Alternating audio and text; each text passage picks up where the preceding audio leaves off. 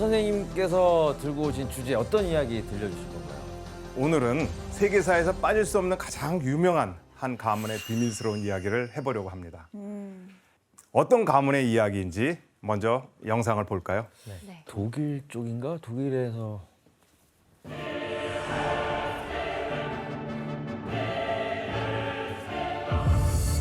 독일이 아닌가 보네. 그러네.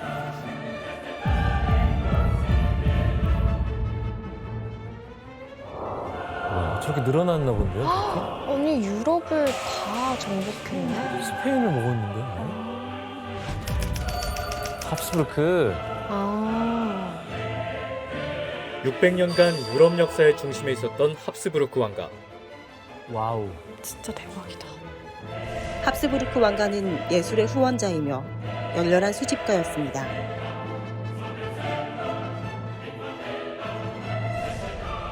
오페라 극장 아니에요? 맞아요.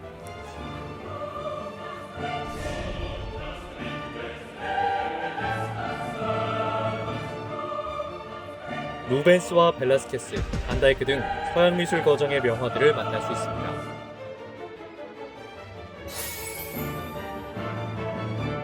바로 오늘의 주인공은 중세와 근대를 거쳐 무려 600여 년간 거대한 제국을 다스린 합스부르크 가문입니다. 와우.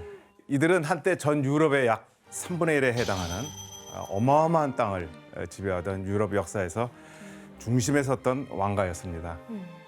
사실 합스부르크 가문은 오스트리아 역사 그 자체죠.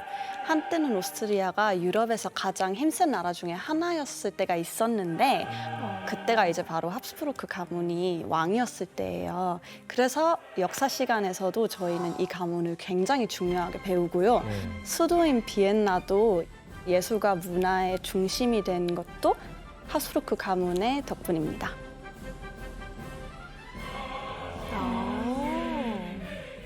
중요한 역할을 했구나. 근데 사실 합스부르크 스페인도 다스렸거든요. 이게 대항해 시대에서 스페인이 힘이 가장 센 나라 중 하나여서 그 역사를 학교에서도 되게 중요하게 배우거든요. 하지만 합스부르크의 영광은 그리 오래가지 않았습니다. 왜죠? 그리고 스페인에서 합스부르크의 지배는 허무하게 막을 내리게 됩니다.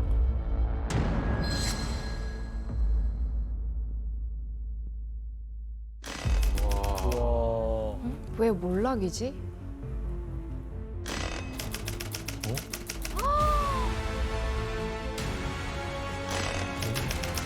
모모의 몸. 뭐야? 교수님 근데 어떻게 몰락을 하게 된 거예요? 예, 스페인에서 합스부르크 가문이 이제 역사 속에서 사라진 이유는 뭐 여러 가지가 있습니다. 그중 최근 이제 여러 연구에서 이 가문이 몰락한 이유 중 하나로 바로 유전병을 이제 꼽고 있습니다. 사실 합스부르크 가문의 그 유전병은 오래전서부터 거론되어 왔었습니다. 턱이 좀 그러실 텐데, 턱 쪽? 오, 아 네, 이 초상화들을 보면 공통적으로 턱끝이 길게 돌출되어 있고 그러네요. 아랫입술이 튀어나온 모습을 볼 수 있습니다. 네, 후대 학자들은 이것들의 연관성에 대해서 계속 연구를 해왔어요. 마침내 21세기에 들어서 스페인 산티아고와 미국 버지니아에 있는 각 대학 연구팀이 연구를 통해 한 가지 결론에 도달했습니다. 합스부르크 가문 중 일부에서 기형과 불임을 일으키는 유전병이 나타났고 결국 이것이 가문을 몰락시키는 결과를 초래했다는 겁니다. 그리고 그 대표적인 원인이 바로 여러 대에 걸친 근친혼이었던 것이죠.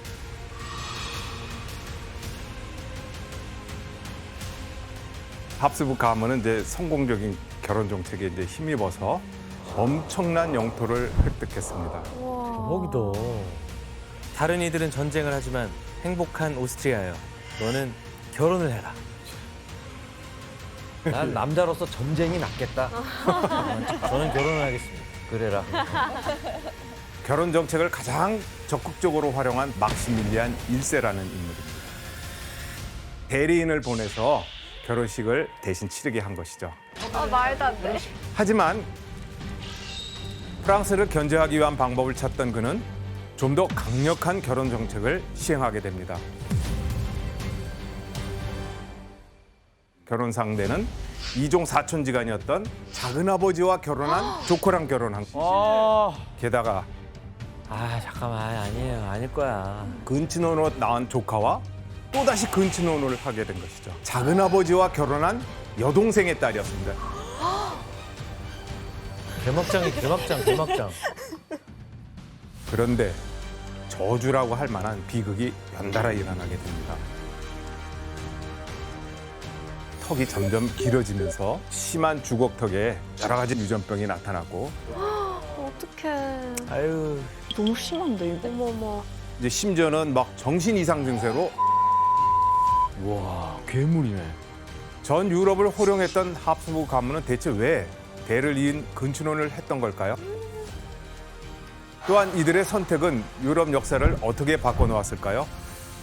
오늘은 근친혼이 불러온 저주, 세계를 제패한 합스부르크가의 몰락이라는 주제로 비극의 씨앗이 된 합스부르크 가문의 역사를 벌거벗겨 보겠습니다. 자 그럼 교수님 그럼 첫 번째로 저희가 어디로 떠나면 됩니까? 네, 첫 번째 여행지는 네. 합스부르크 가문과 깊은 인연이 있던 곳 스위스의 아르가우주입니다. 스위스 아르가우. 합스부르크 가문과 어떤 연관이 있을까요? 예, 이곳이 바로 이제 유럽 최강국이었던 그 합스부르크의 출발점이라고 할 수 있습니다. 그리고 이 합스부르크 가문이 역사 전면에 등장하기 시작한 것은 대략 10세기에서 11세기 정도였습니다. 되게 옛날이네. 당시 합스부르크 가문의 본거지인 이 아르가우주를 지도에서 한번 보겠습니다. 네. 간신히 보일 정도로 아주 작은 곳이죠. 심지어 당시 아르가우는 여러 가문이 땅을 나눠 갖고 있어서 이 안에서도 합스부르크 가문이 차지한 땅은 아주 작았습니다. 그럼 시작은 크지 않았네요. 예, 그렇죠. 그런데 여기서 한 가지 더 주목할 게 있습니다. 당시 합스부르크 가문의 땅이 어디에 속했는지 로마 제국. 다시 한번. 신성 로마제. 네, 맞습니다. 뭐 다른 바로 거예요? 신성 로마나? 다르죠. 로마 제국이 멸망하고 나서 그 이후에 신성 로마 제국이 생겼으니까요.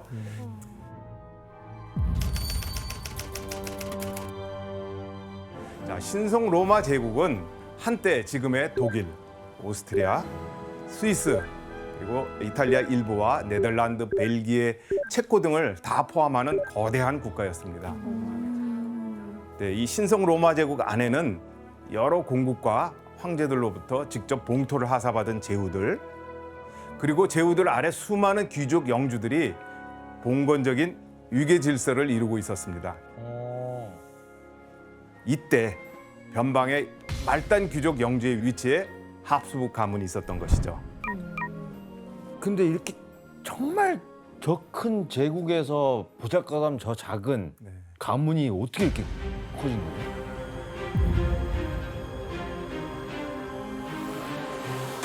여기에 약 200여 년에 걸쳐서 몇 가지 계기가 있었습니다. 하나는 이곳 아르가우주의 그 지형이 도움이 된 거죠. 에? 뭐야? 이 합스부르크가 터를 잡았던 곳은 알프스 산악지대하고 평원이 교차하는 곳이었습니다. 그래서 이곳을 지나는 수많은 상인들에게 통행료를 걷어서 수익을 챙긴 거죠. 이렇게 살아남은 합스부르크는 점차 세력을 넓히고 주변 땅까지 흡수합니다. 그 결과 나름 권위를 인정받는 백작 자기까지 얻게 됩니다. 이제 두 번째는 합스부르크 가문의 정치적 감각이 이제 한몫을 했습니다. 당시 신성 로마 제국은 이제 정치적으로 굉장히 불안한 연방 체제였습니다. 신성 로마 제국은 유력한 가문의 몇몇 제후들과 높은 지위의 성직자들이 투표를 해서 그들의 왕을 선출했는데 그 왕의 대관식을 거쳐 황제가 되었습니다. 이렇게 뽑힌 황제는 제후들의 견제가 워낙 강해서 절대적인 권력을 갖지 못했습니다. 황제는 자기 권위에 도전하는 세력에 늘 맞서 싸워야 했고 또 그로 인해 정치적 입지가 매우 불안한 상태였죠. 그런데 12세기 중엽 신성 로마 황제가 정적의 공격을 받았을 때 황제의 편에 서서 정적들의 맞선 가문이 있었습니다. 누구였을까요? 합스부르크? 네, 맞습니다. 합스부르크 가문이죠. 오. 1211년 황제가 또다시 위험에 처했을 때 합스부르크 가문은 군자금을 대주기도 하고 또 황제 가문과 사돈을 맺으면서 권력에 가까워지는 기회를 얻게 되죠. 라인을 잘 탔네요. 네, 요새 말로 하면 라인을 잘 탄 거죠. 세 번째는 이제 합스부르크 가문의 엄청난 운이 따랐던 겁니다. 신성 로마 제국의 황제 가문으로 에? 선출된 것입니다. 황제 가문은 뭐지? 그 인물은 바로 루돌프 백작이라고 불렸던 루돌프 1세 황제입니다. 루돌프요? 와.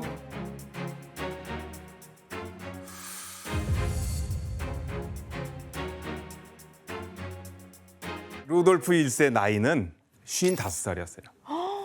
그때로는 그때 말해. 지금 예. 엄청 중세 유럽 사람들의 평균 수명이 약 30살 정도가 였는데 이 점을 감안할 때 당시 제후들은 루돌프 1세를 권력에 욕심내지 않은 노인이라고 여겼던 거죠. 아, 그래서 추대했구나. 자, 그렇다면 제후들의 예상은 맞아 떨어졌을까요? 근데 이분이 장수왕이었던 거예요. 80살까지 살았어요. 100세 시대를 여신 분. 여신분이. 하지만 그들의 예상과는 달리 루돌프 1세는 결코 만만한 그런 인물이 아니었습니다. 예. 루돌프 1세는 이제 힘없는 가문 출신의 황제인 자신의 명령을 거부하고 반란을 일으킨 세력들을 무력으로 진압합니다. 그런 다음 그 땅을 차지해버리기까지 하죠. 그 결과 이전엔 합스부르크 가문의 땅이 아르가우 일대에 한정됐던 것이 이제는 굉장히 넓어졌죠. 호랑이 새끼를 키운 거예요. 예, 맞습니다. 네, 그래서 루돌프 1세는 지금의 오스트리아 지역을 차지한 후 이 땅을 자신의 아들에게 하사합니다.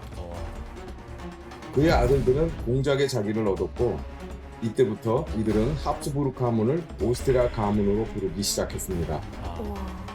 그리고 이때부터 이제 합스부르크의 본거지는 스위스에서 오스트리아로 옮겨가게 됩니다.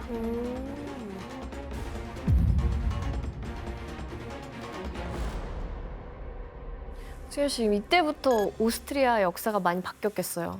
네, 맞아요. 이때부터 이제 오스트리아를 합스부르크 가문이 600년 동안 다스렸다고 합니다. 네, 그래서 저희는 따로 왕조라고 배우진 않아요. 왜냐면 어차피 오스트리아 역사가 합스부르크의 역사이기 때문이죠. 대단하다. 재도약을 위한 또 다른 카드를 준비합니다. 바로 다른 가문들과의 아, 결혼. 결혼을 추진한 거였습니다. 정략 결혼. 네.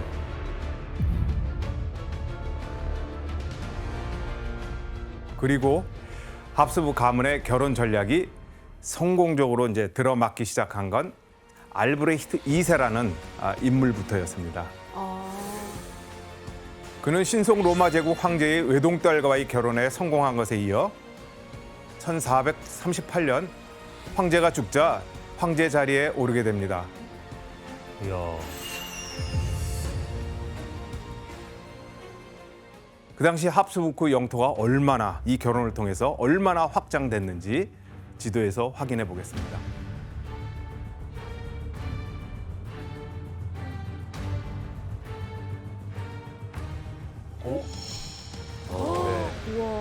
엄청 커졌네. 합스부르크 가문은 보헤미아 땅은 물론이고 헝가리 땅까지 획득하게 됩니다. 저런 게 진짜 자식 농사인데. 그리고 1452년 합스부르크 가문은 또다시 황제를 배출하면서 이후 쭉 황제 자리를 지키게 됩니다. 수현 씨, 이때 뭐 황제가 남긴 게 있다는 게 뭐예요? 네, 맞아요. 그 당시에 황제가 뭐 건물이나 성문이나 뭐 그림에 글자 5가지를 남겼는데요. 바로 독일어로 아에이우라는 글자입니다. 아예요. 네. 여기 보이시죠? 아이오네. 네, 여기 정확한 뜻은 아직 안 알려지긴 했는데 가장 유명한 것 중에 하나가 Austria est imperatrix omnis universi. 오스트리아는 전 세계의 통치자다. Austria erit in opere ultima. 오스트리아는 세계의 마지막이 될 것이다. 뭐 내가 제일 잘 나가 이런 거네요. 맞아요. 약간 그런 느낌이에요. 네, 그리고 이제 합스부르크 가문은 계속해서 자신들의 영토를 확장하기 위해 결혼 정책을 적극적으로 추진해 나갑니다. 결혼 정책을 가장 적극적으로 활용한 대표적인 인물이 있습니다. 바로 막시밀리안 1세라는 인물입니다.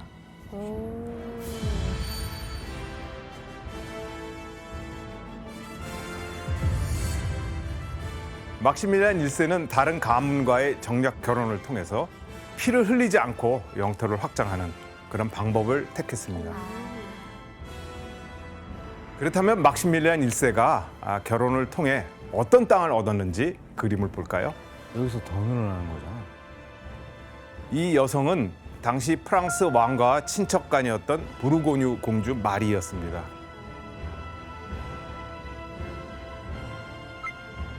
부르고뉴는 프랑스와 신성 로마 제국 사이에 위치한 유럽에서 가장 부유하고 강한 공국이었는데 마리는 이러한 영토들을 상속받게 된 것이죠. 막시밀리안 1세는 이렇게 어마어마한 상속녀와 결혼을 한 거죠. 대박이다. 그러나 마리가 말에서 떨어져 갑작스럽게 죽음을 맞이하자 예? 막시밀리안 1세는 마리가 상속받은 땅을 대부분 다 차지하게 됩니다. 어머, 아이고 수상한데? 대박인데요, 진짜. 이거 수상하다니까. 그리고 이제 마리가 죽은 그 해에 막시밀리안 1세는 또다시 두 번째 결혼을 추진합니다. 이제 이번에는 대서양 연안에 있는 프랑스의 마지막 독립공국이었던 브르타뉴의 유일한 상속녀 13살 난 공주 안과 결혼을 하게 된 거죠. 아니 근데 아니, 이걸 근데 유혹을 잘하는 거예요? 그러니까 다른 유럽 가문들은 왜 제쳤는지는 그러니까 먼저 서두른 거죠. 서두르면 되는 거예요? 아니 뭐 그건 내 운이 맞아요. 뭐야? 예리해. 마음도 좀 주고 다른 가문들은 늦었을 뿐이네. 그러니까요. 그런 거예요? 뭐 유력한 가문이기도 하고 또 신성 로마 제국의 황제이기 때문에 영향력이 있었겠죠. 아무하고 결혼하지 않지 않습니까? 그러니까요. 그런 이유 있겠죠. 예, 여기서 그럼 문제 내겠습니다. 막시밀리안 1세는 다른 유럽 가문들을 제치고 브루타니아의 유일한 상속녀와 급하게 결혼식을 올리기 위해 이 방법을 썼는데 어떤 방법일까요? 아 정답. 네, 규현 씨. 여기서 그게 처음 나온 거예요. 네. 약혼. 규현 씨 약혼을 오답입니다. 아닌가요? 정답. 속도 위반. 급하게 결혼식을 할 수밖에 없죠. 아, 그러네. 오답입니다. 자, 바쁘면 우리가 뭘 하게 되죠? 바빠요? 예, 바쁘면 그리고 또 여러분이 학교에 못 가게 되면 친구한테 뭐를 부탁하죠? 아 정답. 혜성 씨? 저 상속녀와 비슷하게 생긴 사람을 섭외해가지고 그 사람이랑 결혼식 올려버려요. 갈때 대리 결혼식. 아니야. 오답입니다. 제가 하겠습니다. 정답. 예, 본인이 가서 결혼식을 하면 너무 오래 걸리니까 다른 남자를 이렇게 보내든가 이렇게 섭외를 아, 해가지고 말도 결혼식을 대신 올립니다. 규현 씨 정답입니다. 이거 진짜 이거 진짜. 짜자. 네, 바로 대리 결혼을 한 겁니다. 당시 막시밀리안 1세는 이제 헝가리하고 전쟁을 치느라고 결혼식에 직접 갈 수 없는 어려운 상황에 있었습니다. 그래서 대리인을 보내서 결혼식을 대신 치르게 한 것이죠. 아니 무슨 난 쟤랑 결혼할 거야 하면 그게 되네. 이렇게 막시밀리안 1세는 두 번째 아내가 상속받은 브루타뉴 땅까지 차지하게 됩니다. 와 얼마나 땅 욕심이 컸으면 대리 결혼까지. 하지만 결국 이 대리 결혼은 모두 무효로 끝나고 맙니다.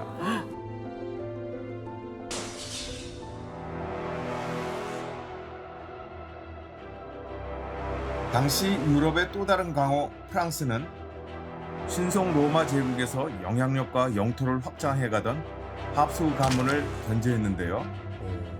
막시밀리안 1세는 프랑스와의 관계를 개선하기 위해 황태자 샤르 8세와 자신의 딸 마르가리타를 혼인시켰습니다.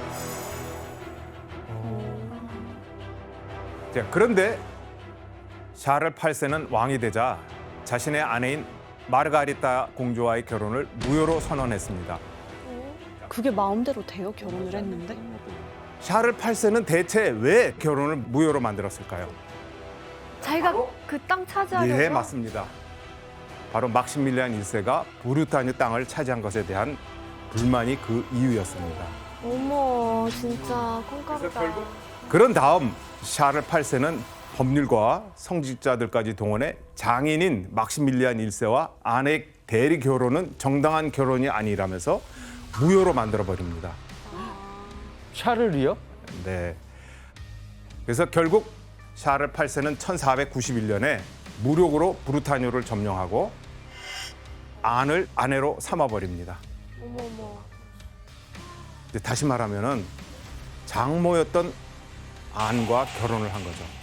야, 이게 무슨 뭐야? 진짜 이 아침 드라마 같다. 개막장이 개막장. 막시밀리안 1세는 자신의 두 번째 아내를 뺏긴 것과 동시에 손에 쥘 수 있었던 브루타뉴 땅까지 모두 빼앗겨 버리게 된 것입니다. 그걸 내버려 두나?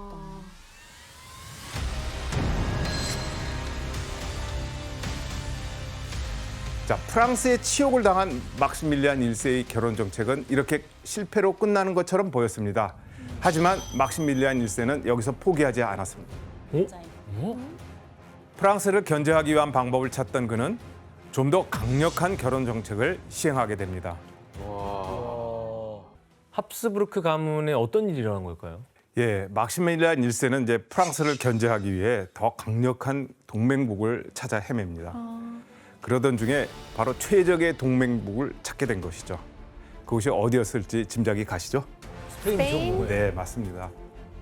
프랑스와 국경이 이제 맞닿은 이베리아 반도의 나라, 지금의 스페인이었습니다. 아, 프랑스를 견제하려고. 네, 맞습니다. 스페인은 이제 대항해 시대의 중심에서 활발한 무역과 교육을 통해 유럽을 넘어 세계로 위상을 떨쳐나가던 그런 국가였습니다.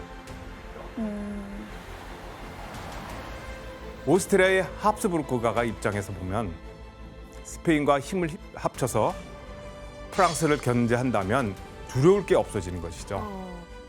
그래서 막시밀리안 1세는 유럽 패권국으로 떠오른 이제 스페인과 돈독한 관계를 맺기 위해 또다시 선택한 게 있습니다. 결혼. 맞습니다. 결혼이죠. 하지만 이번에는 이전보다 더 특별한 결혼이 필요했죠. 대체 어떤 건지 가족 관계도로 살펴보겠습니다. 막시밀리안 1세는 1496년에 아들 펠리페 1세를 스페인의 후아나 공주와 결혼을 시킵니다. 야, 그리고 그 다음에 친정으로 쫓겨온 딸 마르가레타를 기억하시죠? 네. 스페인의 황태자 후안과 마르가레타를 결혼시킵니다. 어떻게 되든 우리가 거기를 차지하겠다 이런 마음이 보이는데요. 바로 겹사돈이라고 있죠. 바로 이중 결혼을 시킨 겁니다. 머리가 좋았네요. 뭐 여러 가지 동맹을 위해서 겹사동까지 해야 됐던 거예요? 물론이죠. 당시 합스부르크 가문이나 스페인 왕가에서 대가 끊기면 이제 프랑스가 언제든지 자신들을 침략해서 땅을 노릴 수 있다는 그런 상황이 있었습니다. 자, 그러니 이제 이중 결혼을 통해 이제 자신들의 대를 잇기 위한 일종의 보험을 들어놓았다고 볼 수 있겠습니다. 대단하다. 그런데 오래 지나지 않아서 이 이중 결혼으로 이득을 얻는 쪽이 드러났습니다. 아, 오스트리아죠. 예, 맞습니다. 바로 합스부르크 가문이었습니다. 마르가리트 공주가 결혼한 스페인의 황태자 이제 후안이 결혼한 지 1년 만에 세상을 떠나간 겁니다. 와우. 게다가 둘 사이엔 자식이 없었어요. 또 다른 이중 결혼의 주인공 펠리페 1세 역시 결혼 10년 만에 세상을 떠나는데 그 아내 후아나는 정신 이상 증세로 스페인을 제대로 통치할 수가 없는 상황이었어요. 와우. 그러면 어떻게 되는 거야? 거기다가 스페인의 왕과 왕비도 모두 사망했기 때문에 왜 그래 스페인? 스페인의 최종 상속자는 후아나와 펠리페 1세 사이에서 태어난 카를 5세가 됩니다. 보시죠. 결국 막시밀리안의 이중 결혼 정책으로 합스부르크 가문의 핏줄이 스페인을 손에 넣게 된 거죠. 말도 안 된다. 카를 5세는 다 가져가겠네요. 맞습니다. 싹쓸이했네. 교수님 이중 결혼 하나로 지금 스페인을 차지하게 된 건데 이 정도면은 막시밀리안 1세는 진짜 결혼 정책이 황제네요. 그거 하나로 너무 많은 걸 얻은 거잖아요. 맞습니다. 네. 그야말로 황제죠. 그런데 이 막시밀리안의 욕심이 여기서 끝나는 게 아니고 더 계속됩니다. 펠리페 1세와 후아나 사이엔 2남 4녀가 있었는데 이제 막시밀리안 1세는 손자 칼 5세와 페르디난드 1세 그리고 손녀 마리아의 결혼 상대까지 전부 다 계획을 해놓았습니다.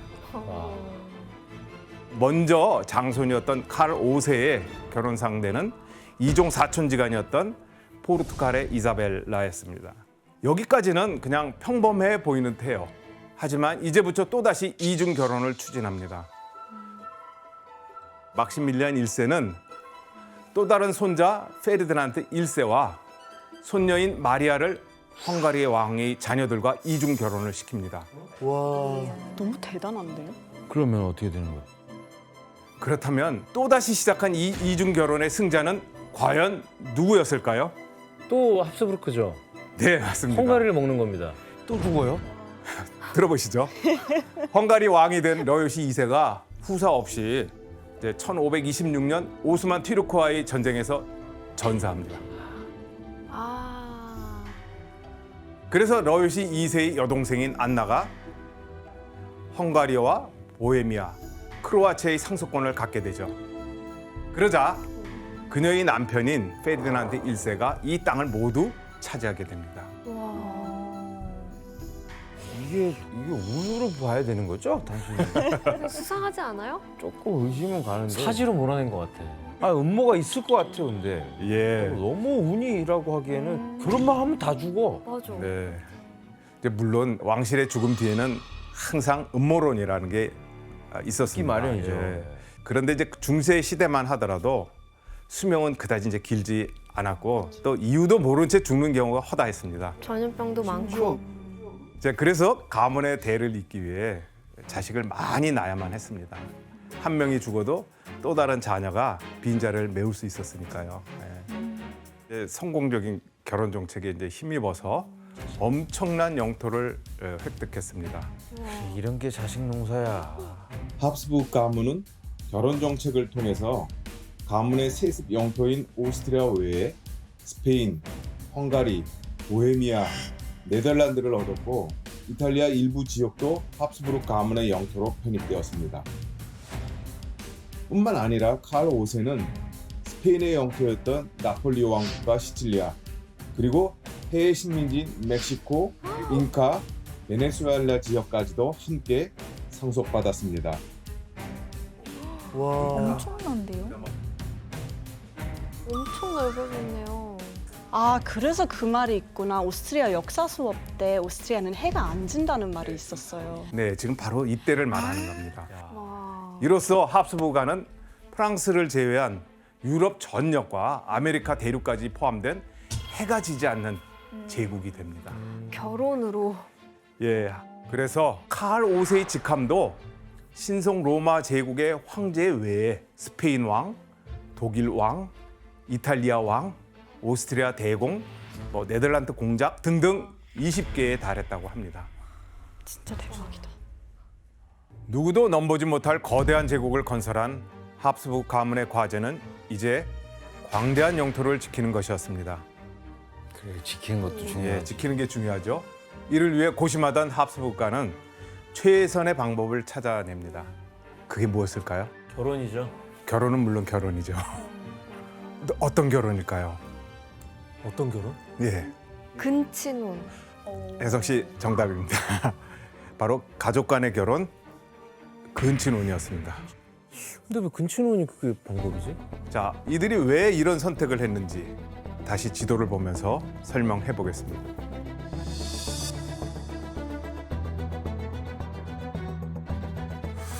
예, 합스부르크 가문의 본거지는 원래 오스트리아였다고 말씀드렸죠? 근데 새롭게 얻은 스페인과의 거리가 어떻습니까? 멀어요. 멀죠. 많이 멀어요. 예, 굉장히 떨어져 있습니다. 그래서 한 명의 왕이 이 오스트리아와 스페인을 동시에 다스리는 건 쉬운 일이 아니었습니다. 게다가 숙적 프랑스는 이제 신성 로마 제국의 그 유력 제후들과 반 합스부르크 동맹을 맺고 합스부가를 위협하는 그런 상황이었어요. 자, 이런 상황에서는 이제 오스트리아든 스페인이든 왕이 자리를 비우는 건 너무나 위험한 일이었겠죠.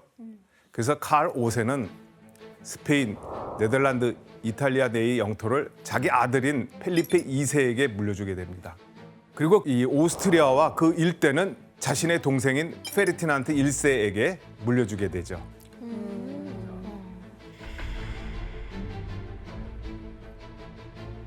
이렇게 나뉜 두 가문은 각자 독립적으로 통치를 했지만 그 어느 때보다 가문의 결속을 공고히 해야 했습니다.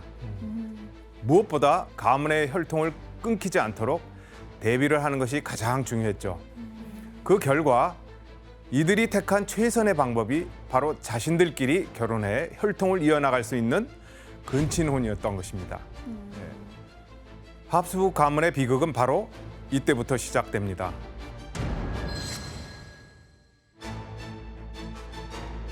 이때 오스트리아 합스부르크 가문은 유럽 한가운데 있었기 때문에 유럽의 여러 가문들과 이 결혼을 할 수 있었어요. 하지만 스페인의 경우에는 프랑스를 사이에 두고 다른 유럽 가문들과의 교류가 쉽지 않았습니다. 게다가 이 카톨릭을 철저하게 신봉한 이 스페인은 이교도들, 특히 프로테스탄트들하고의 결혼을 금지했기 때문에 배우자의 선택의 폭이 더욱 좁을 수밖에 없었겠죠. 그래서 스페인을 물려받은 펠리페 2세 때부터 스페인에서 근친혼은 계속 쭉 이어져 왔습니다. 그러니까 스페인 같은 경우는 뭐 지리적인 이유도 있었고 종교적인 이유도 있었던 거네요. 종교적인 이유도 아주 컸었죠. 펠리페 2세는 총 4번 결혼을 했는데 그중에서 2번이 근친혼이었어요. 예. 첫 번째 아내는 이제 사촌지간이었는데 포르투갈의 공주 마누엘라였습니다. 하지만 그녀는 이제 결혼 2년 만에 아이를 낳다가 죽게 됩니다. 그 펠리페 2세는 이제 2번 더 결혼을 하지만 후사를 얻지 못해요. 오? 웬일로 절로 갔어 또? 그러니까 서로가 이제 적이지만 정략 결혼을 한 거죠.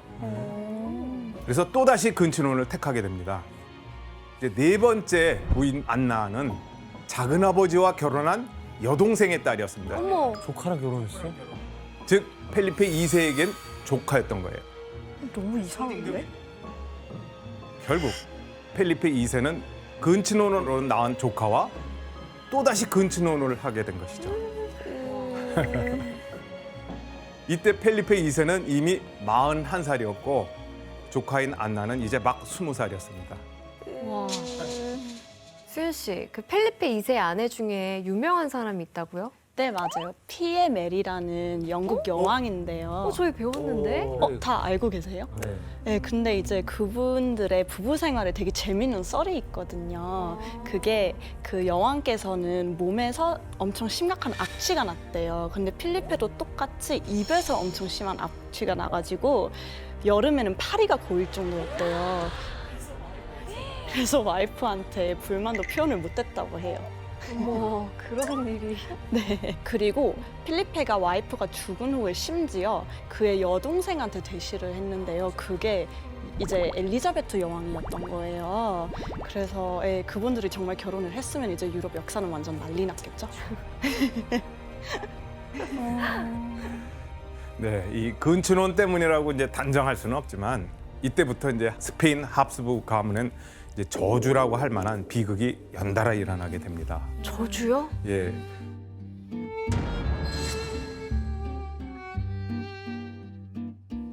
그 중에서도 이제 예술 작품으로 형상화되어서 이제 후대까지 비극의 주인공이 된 인물이 있습니다. 이 인물은 펠리페 2세와 사촌지간이었던 첫 번째 아내 마누엘라 사이에서 태어난 돈 카를로스라는 인물입니다. 이 베르디의 오페라 돈 카를로와 이제 실러의 돈 카를로스라는 이 작품 속에 나오는 실제 인물입니다. 작품이 있는 줄 알았는데 실제 주인공이 있는 줄 몰랐어요. 실제 주인공입니다. 사실 돈 카를로스는 친모인 마누엘라가 죽음과 맞바꾼 이런 아들이었지만 별로 건강하게 태어나지 못했습니다. 돈 카를로스의 초상화를 살펴보면 엿볼 수 있는 특징이 있는데 뭘까요? 저기 주걱턱이랑 입술 튀어나온 거 보여요. 또 그거 외에 또 다른 특징이 있습니다. 배가 좀 나왔나? 네, 배가 나온 거. 또 다른 거 한번 유심히 보면 어떻습니까? 다리가 가늘어요? 예, 다리가 좀 그렇죠? 예, 바로 다리에 이상이 있었습니다.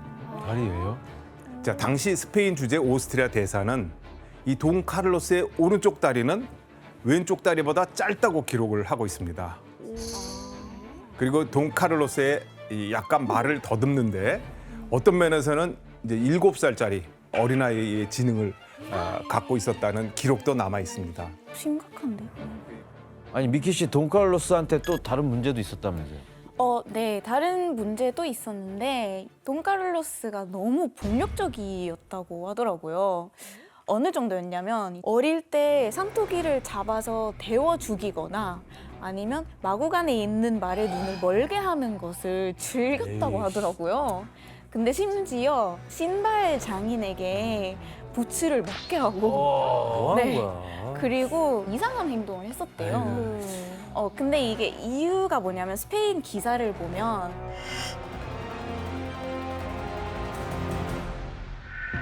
취약 X 증후군이라는 정신적인 문제를 일으키는 유전병이 있는데 카를로스가 그때 그 병을 가지고 있지 않았을까라는 의심을 되게 많이 했었대요. 그러면 펠리페 2세 뒤를 이어 왕위는 누가 있습니까? 그 결과는 펠리페 2세의 이 3명의 아내가 죽고 외아들 돈 카를로스도 죽은 지 이제 10년 후에 조카와 4번째 결혼을 했던 펠리페 2세는 드디어 아들을 얻게 됩니다. 야하. 그가 바로 펠리페 3세입니다. 하지만 펠리페 3세는 아버지처럼 막강한 왕권을 가지고 있지 않았습니다. 정치에 관심이 없던 펠리페 3세는 신하에게 권력을 일임하고 스페인 통치에 소홀했습니다. 왕권이 불안해지자 스페인 합스부르크 가문은 또다시 선택한 게 있습니다. 바로 왕권을 공고히 하기 위해 다시 근친혼을 선택한 거죠. 그의 결혼 상대는 바로 작은 할아버지였던 페르디난드 1세의 손녀 마르가리타입니다. 6촌뻘 4촌 사이가 부부가 된 거예요. 희한하네. 그리고 그들 사이에 난 아들이 펠리페 4세입니다. 펠리페 4세 때 스페인계 합스부르크 가문의 결혼은 더 정력적으로 이제 변해가게 됩니다. 왜냐하면 오랫동안 숙적이었던 프랑스가 점점 국력이 강해졌던 겁니다. 이에 대비하기 위해서 펠리페 4세는 23살의 나이에 이 프랑스 왕가의 공주와 이제 정략 결혼을 합니다. 하지만 그녀는 대를 이을 아들을 낳지 못하고 세상을 떠났습니다.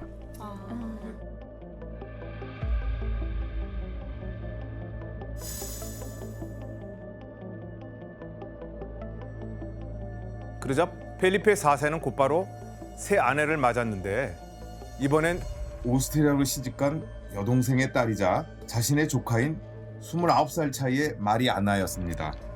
여동생의 딸이요? 여동생의 딸입니다. 와. 아니 근데 아무리 그래도 어우 야 30살 가까이 차이 나는 조카랑 결혼을 한다는 게 난 이해를 너무 못하겠는데. 근데 나이도 나이인데 관계가 너무 충격적이어서 저는 그러니까, 진짜 절대 못할 것 네, 같은데. 지금의 사고방식으로는 결코 이해할 수 없는 결혼이죠. 하지만 당시 합스부르크 가문은 근친혼을 해서라도 다른 가문이 아닌 자신의 가문의 핏줄이 조상들이 힘들게 얻은 영토를 지키게 해야 했던 것입니다. 다른 가문이랑 결혼해서 그 혹시 땅이 넘어갈까 봐 그렇게 된 거죠? 그렇죠. 그리고 이때 펠리페 4세와 조카인 마리아나 사이에서 태어난 딸은 이제 간질을 앓다가 이제 죽어요. 두 아들 역시 태어난 지 얼마 되지 않아서 세상을 떠나게 됩니다. 그런 가운데 이들에게 희망이 되는 딸이 한 명 태어납니다. 희망? 예, 바로 1651년에 태어난 마르가리타 공주였습니다. 아우 귀여워. 귀여워요. 너무 귀여운 아이. 유전병이 없는데요? 네. 자, 마리가레타 공주는 펠리페 4세가 너무나 애지중지하고 이뻐했던 딸이어서 나의 기쁨이라고 늘 불렀다고 합니다. 하지만 이제 왕손이 귀했던 펠리페 4세는 마리가레타 공주의 삼촌뻘인 오스트리아 레오폴드 1세 황제와 일찌감치 결혼시키기로 약속을 해두었습니다. 그래서 만약 자신이 아들을 낳지 못하더라도 사위이자 같은 가문의 레오폴드 1세가 스페인 왕조를 이으면 될 거라고 생각했던 것이죠. 너무 진짜 예쁜데? 비슷하다. 익숙한 예쁘게 자랐다. 네. 첫 번째는 마리가레타 공주가 5살 무렵 때, 그다음 두 번째는 8살 무렵에 그린 초상화입니다. 그리고 마지막은 15살 무렵 펠리페 4세 아버지가 죽은 그 해에 상복을 입은 모습입니다. 이렇게 마리가리타 공주가 커가는 모습을 정혼자에게 이제 확인시켜 준 것이죠. 수현 씨 이렇게 초상화를 계속 그려왔던 또 다른 이유도 있었다면서요? 네, 여기 지금 가운데 그림을 보시면은 이 궁주분 왼쪽 손에 모피가 보이시죠? 네. 네, 그게 이제 삼촌이자 남편 레오폴드의 선물인데요. 선물을 잘 받은 걸 확인시키기 위해서도 보냈다고 합니다. 중간에 그거 빼돌릴 수 있으니까. 잘 받았다. 그런데 이 초상화를 보면 마리가레타 공주 얼굴에서 눈에 띄는 변화가 나타나기 시작합니다. 아, 턱이 나오기 시작하나? 네, 맞습니다. 바로 이 턱이 점점 길어지면서 앞으로 튀어나오는 형태로 변해가고 있는 겁니다. 근데 나쁘지 않은데요? 맞아요, 예쁜데. 아, 초상화 그릴 때 좀 이쁘게 그려달라 그랬나 보다. 그걸 우리 요새 말로 뭐라고 하죠? 뽀샵. 뽀샵입니다. 예. 아, 옛날 보샤. 이는 카를 5세와 펠리페 2세, 아버지 펠리페 4세의 얼굴에서 볼 수 있는 합스부르크 가문의 전형적인 턱 모양이죠. 예, 훗날 우리가 합스부르크 턱이라고 부르는 모습이 점차 뚜렷하게 나타나기 시작합니다. 교수님, 근데 이 합스부르크의 턱이 계속 해왔던 근친혼이랑 상관이 있는 거예요? 예, 그래서 그에 대한 연구가 있는데 2019년에 Annals of Human Biology라는 그 인간 생물학 연대기라는 과학 학술지에 이 합스부르크 턱과 근친혼과의 관계가 게재된 적이 있습니다. 20세대에 걸쳐서 얼굴 변형의 정도와 근친혼의 상관관계를 연구한 결과가 발표됐습니다. 혈연 관계가 있는 사람끼리 근친혼을 하면 유전자를 공유하는 비율이 높아져서 부모와 같은 유전자 형태를 계승하는 일이 훨씬 더 자주 일어난다고 합니다. 그래서 즉 근친혼을 할수록 특징적으로 나타나는 일명 합스부르크 턱이 나타날 확률이 훨씬 더 커진다는 사실을 밝혀낸 것이죠. 그래서 이제 스페인에서 발표된 여러 자료를 보면 펠리페 2세가 부정교합이 그렇게 심각해서 이제 생긴 별명이 바로 서류왕이에요. 서류왕? 서류? 네, 왜냐하면 이제 발음이 정확하지가 않았어요. 그래서 이제 신하들에게 지지를 정확하게 전달하지 못하고 그래서 왕가 최초로 서류 결제를 하기 시작했대요. 말이 그렇게 전달이 안 될 정도로 심각했다는 거 아니에요? 그만큼. 하지만 이 당시 합스부르크의 인물들을 그린 화가들은 그들의 턱을 가능하면 부각시키지 않으려고 노력을 한 것 같습니다. 특히 당대 최고의 스페인 화가 벨라스케스는 공주의 턱을 최대한 드러나지 않도록 노력을 했어요.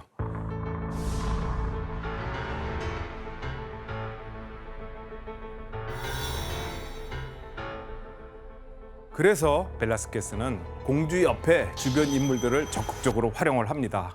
주변 인물들을 활용한다고? 이 그림 어디서 많이 봤는데? 네, 많이 보셨죠? 이 그림 역시 벨라스케스가 그린 시녀들이라는 이 작품입니다. 여기서 그녀가 돋보일 수 있도록 벨라스케스는 아주 세심하게 시녀들을 배치해 놨습니다. 그중에서 눈에 띄는 인물이 한 명 있습니다. 오른쪽에 있는. 맞습니다. 오른쪽 하단에 위치하고 있는 외소증 여성입니다.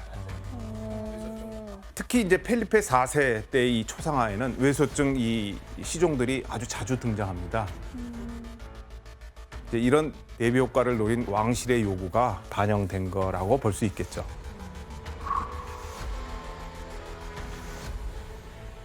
수현 씨, 합스부르크 가문이 또 외모를 커버하려고 많이 노력했다면서요? 네, 맞아요. 이 합스부르크 왕가의 거의 모든 초상화에 목 부분이 풍성하게 부풀러진 옷깃이 등장하거든요. 여성들 경우에는 머리나 옷깃으로 이목을 끌어서 턱이나 입 주변에서 시선을 돌리려고 많이 사용했다고 하더라고요. 그리고 마리가리타 공주는 15살이 되던 해 오스트리아로 건너가 결혼식을 치르게 됩니다. 그리고 이 결혼식은 홍보물까지 발간해서 대대적으로 발표가 되는데 이 발표한 내용을 규현 씨가 한번 읽어주시겠습니까? 마르가리타, 스페인의 아이, 스페인 카톨릭 국왕 펠리페 4세의 딸, 우리가 원하는 고귀한 사람. 왕의 마음에도 들 것입니다. 기도를 받고 황제의 왕좌 옆에 앉아 결실을 맺는 통치를 하십시오. 네. 이 홍보물에서 이제 알 수 있겠지만 15살의 이 스페인 공주 마리가리타와 44살의 신성 로마 제국 황제 레오폴드 1세의 결혼은 이제 당시에 유럽의 어마어마한 큰 이벤트였습니다. 하지만 합스부르크가에 닥친 비극은 또다시 시작을 하게 됩니다. 에? 뭐야? 마리가리타는 몸이 약했지만 가문과 전 유럽의 기대에 부응하기 위해서 결혼하고 나서 계속 임신을 도전하게 되는데 21살 될 때까지 총 4번을 임신을 합니다. 근데 그중에 2번을 유산을 하는 아픔을 겪게 되죠. 아유. 하지만 대를 잇는 아들은 낳아야만 한다는 그런 압박감이 컸는지 그녀는 결국 아들을 낳지 못하고 끝내 어린 나이에 죽고 맙니다. 어떡해. 교수님, 이게 근데 비극이 턱에 이런 것도 있지만 어쨌든 목숨에도 관련이 있는 것 같아요. 이렇게 단명하는 게. 예, 그렇죠. 네. 그래서 2009년 그리고 2018년 각각 이제 스페인과 미국의 대학 연구팀에서도 이 합스부르크 가문의 근친혼이 이들의 수명과 어떤 연관관계가 있는지를 밝히려고 했어요. 와. 그 결과 근친혼의 횟수가 빈번할수록 문제가 되는 유전자가 많이 나타난 겁니다.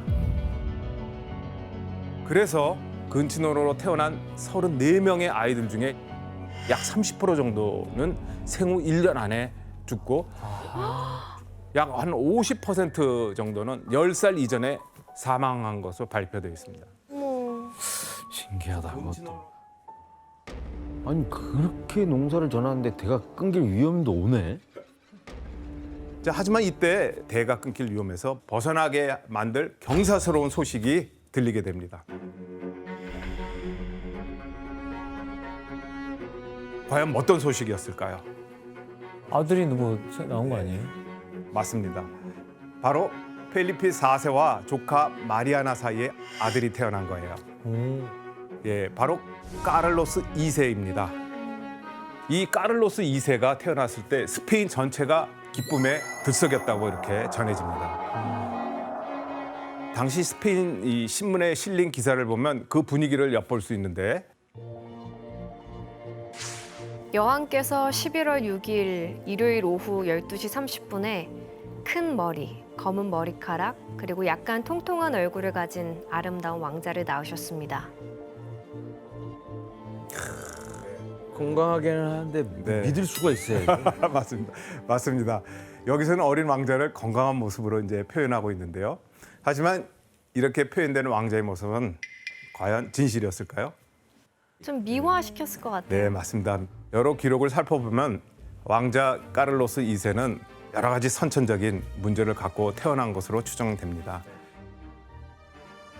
카를로스 2세는 3살 때까지 두개골의 뼈가 다치지 않은 상태로 있었고 등까지 굽은 구루병을 앓고 있었다고 전해집니다. 게다가 6살 때까지 제대로 걸을 수도 없었고 9살 때까지 말도 제대로 못했고 읽고 쓰는 것도 하지 못했다고 합니다. 수현 씨, 그 카를로스 2세에 대한 주변국의 반응은 어땠어요? 영국 같은 경우에는 왕이 언제 죽을지 내기까지 했대요. 그 정도로 이제 칼루스의 건강 상태가 엄청 많은 사람들의 관심을 이끌었대요. 그래서 펠리페 4세가 세상을 떠날 때 아들에게 왕위를 맡길 수가 없어서 자기 아내에게 섭정을 부탁했고 10대 후반이 돼서야 비로소 이제 즉위를 할 수 있었습니다.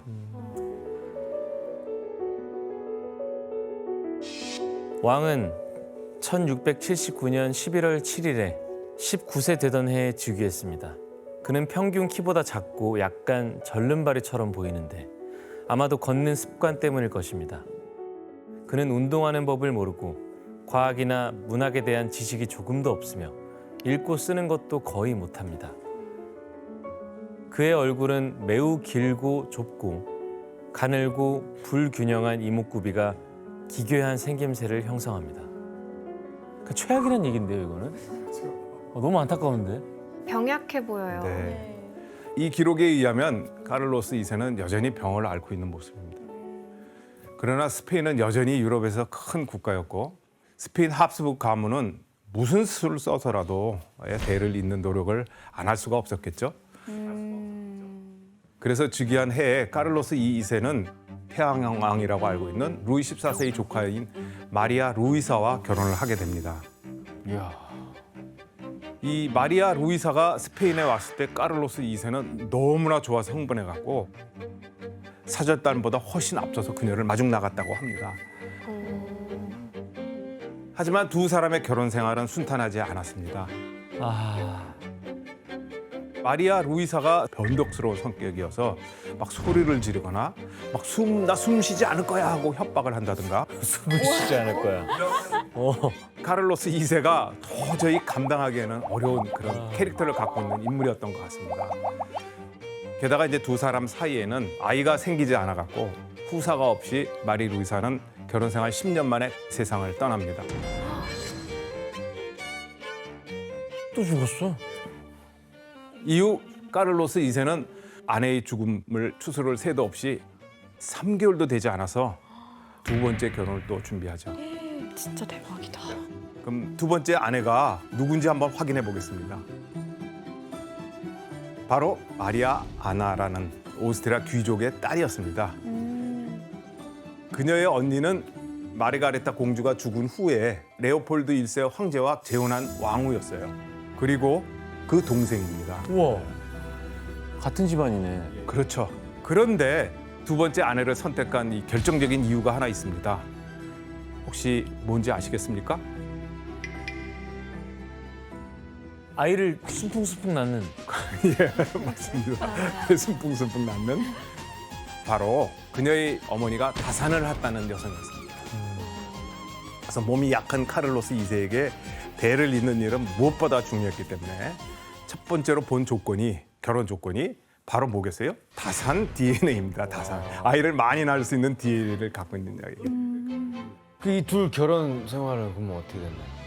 예, 뭐 불행히도 카를로스 2세와 두 번째 아내 사이에도 아이는 생기지 않았습니다. 자신의 외모뿐만 아니라 이 아이를 갖지 못하는 것이 악마의 저주 때문이라고 생각을 했어요. 그래서 이 카를로스는 이 저주를 끊어내기 위해서 퇴마 의식을 받기 시작을 합니다. 아유. 그는 항상 목에 작은 자루를 걸고 다녔는데 그 안에는 발톱, 그다음에 머리카락, 소금 등이 들어 있었다고 이제 전해집니다. 진짜 대박이다. 들리는 얘기에 따르면 카를로스 2세가 여성 시체와 사랑을 나누도록 강요까지 아닐 거야. 했는데 교회 높은 재단에서 여성 시체와 사랑을 나누는 게 엑소시즘이었다고 해요. 그리고 머리에 비둘기 시체를 올려놓거나 아니면 동물 내장을 먹는 거 다 처방 방법이었어요. 저게 처방이라고? 너무 심한데 이거? 하지만 그래도 아이는 안 생겼어요. 안 생기죠. 생기겠어요. 생기겠어요. 오히려 본인 더안 생기겠다. 더안 생길 것 같아. 본인이 죽을 것 같은데 저거 네. 하다가. 네, 이 아이를 갖기는커녕 카를로스 2세의 건강은 점점 더 나빠져 갔습니다. 그래서 당시 영국 특사가 지인에게 보낸 편지를 보면 카를로스 2세의 건강에 대해 적혀 있는 내용이 있습니다. 먹는 모든 것을 통째로 삼킵니다. 왜냐하면 아래턱이 너무 튀어나와서 위아래 치아가 맞부딪힐 수가 없기 때문입니다. 위장이 약해 먹은 걸 다 소화하지 못해 모두 개워내거나 배설합니다. 안타까운데요. 예, 이렇게 아팠다가 나았다가를 이제 반복했던 카를로스 2세는 결국 이제 혼수 상태에 빠지고 결국 죽음을 맞이하게 됩니다. 안 됐다. 참 진짜. 그리고 이 악마에 들렸을지 모른다는 이유 때문에 왕이지만 이례적으로 부검을 실시합니다. 근데 그 결과 그의 심장은 후추 알갱이만하게 작고 내장은 부패됐다고 합니다. 거기다 신장에는 3개의 큰 돌이 있었고 또 고환이 석탄처럼 검게 변해서 1개만이 남아 있었다고 전해져요. 그래서 당시에 카를로스 2세의 병이 악마의 저주 때문이라고 생각했지만 이제 오늘날 의학적인 어떤 관점에서 보면 아마도 성장애를 앓았을 가능성이 커 보입니다. 아유. 후대 학자들은 이것을 근친혼으로 인한 유전적 결함이라고 추정을 하고 있기도 합니다. 예, 카를로스 2세가 이제 후사 없이 죽자 이제 온 유럽의 초미의 관심사는 스페인 왕위 계승권을 누가 차지하느냐에 있었습니다. 프랑스와 오스트리아 가문 둘 사이의 전쟁이 시작된 겁니다.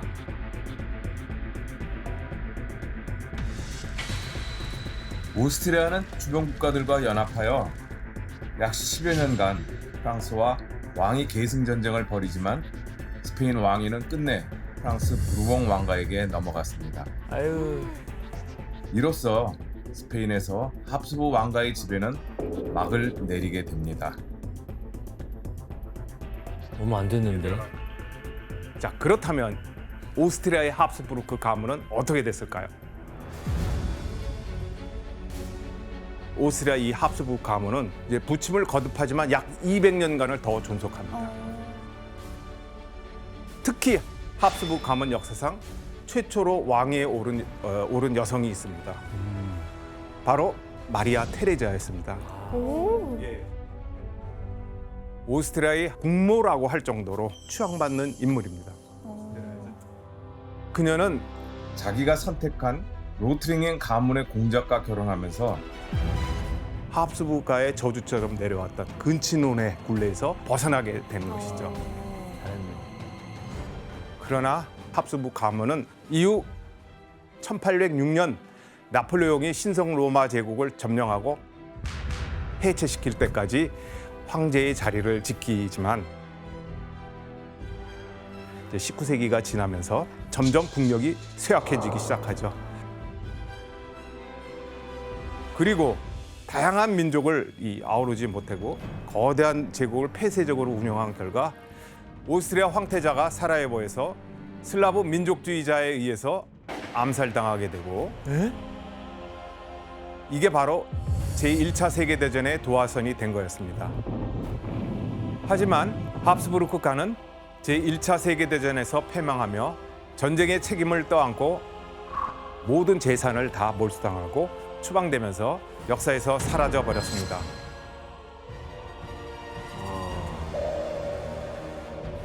그리고